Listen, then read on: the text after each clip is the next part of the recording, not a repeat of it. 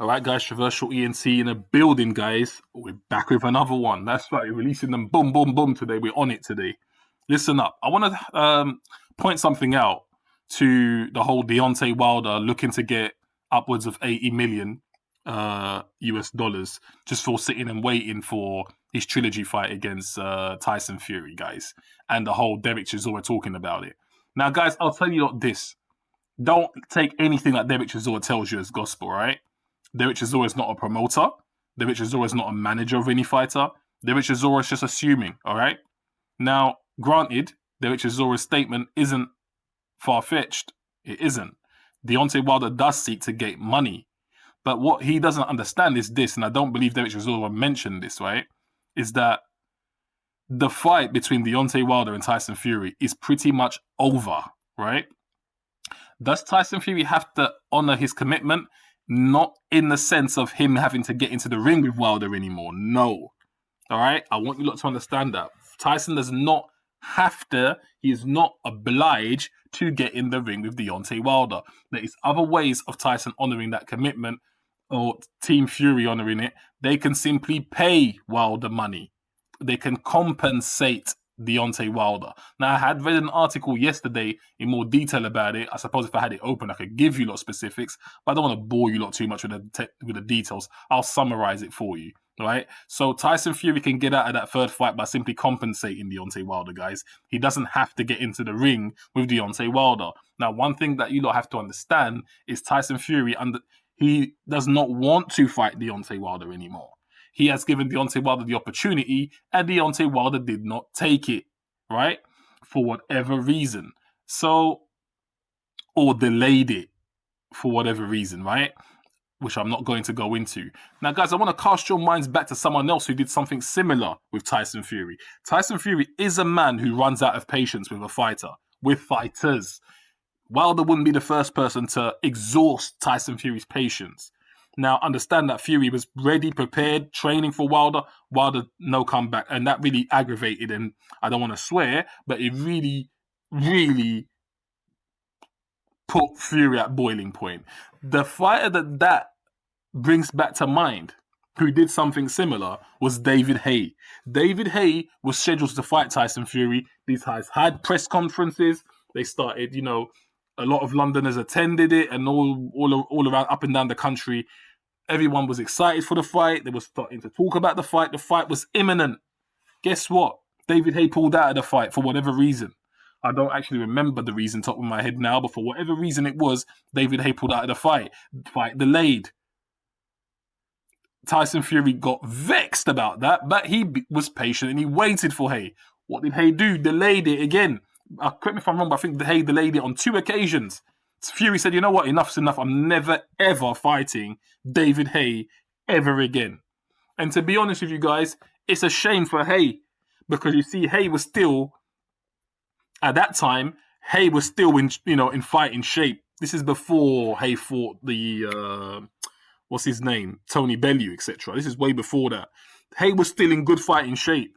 Haye had a good chance of beating Tyson Fury. Tyson Fury was not approaching that fight like it's a foregone conclusion that I'm going to beat David Haye. Tyson Fury even said in the press conference, if he catches me, he will put me down. But I'm a master boxer. He won't be able to do that, right? So we was intrigued about that fight until Haye absolutely let the British public down. And that's not the first time David Haye's done that, right? That's not the first time Haye's done that, yeah? He let us down big time when it came to the Klitschko thing, but I'm not going to attack Haye. It's just for reference, right? So Tyson Fury is known to, when he says he's never going to fight a guy again, you have to believe him when he says that, guys. Because David Haye never got that opportunity again. He screwed that up. And that's a fight that David potentially at that time, because remember, Tyson Fury then isn't the Tyson Fury that he is today. He was still developing. At that time, Haye had every chance of winning that fight.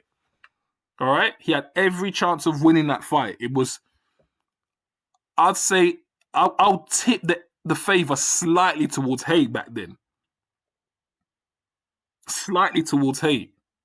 I'd say it was a 60-40 situation. So anyway, that was an opportunity wasted. And I feel like Deontay Wilder's kind of in the same boat now. I do not believe Tyson Fury will ever fight Wilder again. Fury has said to 3 different people including Frank Warren, right? Including the whole team. I'm not sure what you call them. Let's call them the commission that tried to enforce the Wilder trilogy. Fury has told them that he will never fight Deontay Wilder again. So if the only option of coming out of that is to compensate Wilder for that third fight, so be it. But Fury will not fight Wilder again, right? Now, granted, Fury has said all of this prior to him fighting AJ, right? So he's got to go in there and fight AJ. Depending on how Tyson Fury performs against Anthony Joshua, let's say, for example, he goes in there and he does a job on Anthony Joshua as an example, right? Fury might be left in a situation, well, now that you've beaten AJ, Fury, who do you fight next? Who do you fight next? Because there's no one really to fight. I mean, I suppose, I don't know, I don't think there's any major money fight at that point for Tyson Fury. I mean, I suppose a bit will depend on what happens with the whole Joyce situation with Usyk, because I do believe that if Usyk beats Joe Joyce, Usyk will push for a Tyson Fury fight, and maybe that's the angle in which they'll go. But if Joyce wins, is Tyson Fury going to fight Joe Joyce? I don't know. I don't think that fight brings in revenue like that. I mean, Fury will be the heaviest, such a heavy favorite. I'm not sure if that fight will bring in revenue like that. Me personally, I think that will be a bit of a mismatch, to be very honest with you. Only because styles make fights, right?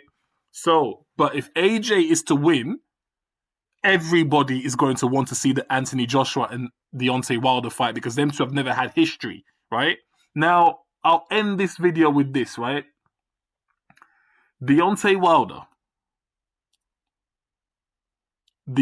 Wilder remaining inactive and waiting for the winner of Joshua Fury is a very, very bad idea, guys. It's a foolish idea. Because already Deontay Wilder is significantly limited in terms of his boxing style, right? And technique. Why on earth would he be sitting and waiting? This guy should be training, developing skill. I mean, he's never going to get to the point of being a master boxer. It's far too late for him now. But he can at least develop something that he can add on to what he already has, right? You cannot just rely on the right hand when you're fighting elite level fighters, as he found out. So I don't see how Wilder waiting for months on end, doing what Derek Chisora is saying, is going to benefit Deontay Wilder. You're not going to land on a Fury fight. And if you're only going to be compensated for it, financially speaking, then you might as well line up your next fight. To be honest with you, guys, I'll be very honest with you, right? To be honest with you, you know what would be good for us, the viewers, us, the fans?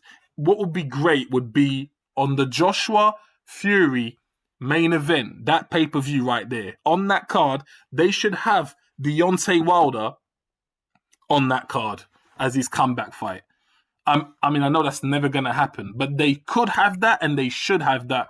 That would make the pay-per-view massive, but is that going to happen? Of course it won't. Of course it won't. That means a lot of bodies coming together and trying to put something together. Let's not live in la la land, right? But the point being is, the Fury third fight will not happen. There's no chance of that happening. I don't see it. Unless Tyson Fury decides, do you know what? I beat AJ. I fancy Wilder again. I don't really think so. Remember, Wilder is a risk. Even if Fury was to fight Wilder a third time, it is not a foregone conclusion that Fury wins in a third fight. Because all Wilder needs to do, guys, don't ever forget that, is land that bullet right hand just clean on the chin. And that could be enough to take Tyson Fury right out. So there's always a risk involved. You have to weigh the risk to the rewards. And if I'm Fury, I don't think it's worth it anymore. That ship has now sailed. And you don't blame Fury for it. It is Deontay Wilder to blame for it. Don't blame Fury, as far as I'm concerned, guys. So that's what I think anyway. Traversal ENT, I thought I had to put that out there, guys. AJ wins the fight. AJ Wilder is a fight that everyone's going to want to see. That will be the next biggest fight in boxing, right? Now, I know if AJ wins, there's a rematch, right? So let's say AJ wins both, hypothetically speaking, yeah? The AJ Wilder fight will become the biggest fight in boxing so long as, either Wilder sits out the whole time or he comes in, has a get busy fight just to prepare him for the winner of that fight, right? And that's what it is. But I will say this, guys. If AJ beats Fury twice and AJ refuses a Wilder fight, that's not going to be a very good look for Anthony Joshua. But let's not go too far ahead. Let's stop right there because we ain't got to that point yet. I don't believe AJ will win the fight against Fury. I think Fury has the better strategy. We will see on the night who implements the game plan. Whoever implements the game plan is the one that wins, which is why, regardless of who's got the better strategy and what I think, it is still a 50-50 fight. Controversial ENT signing out, guys. I'll be back with some more. Peace out.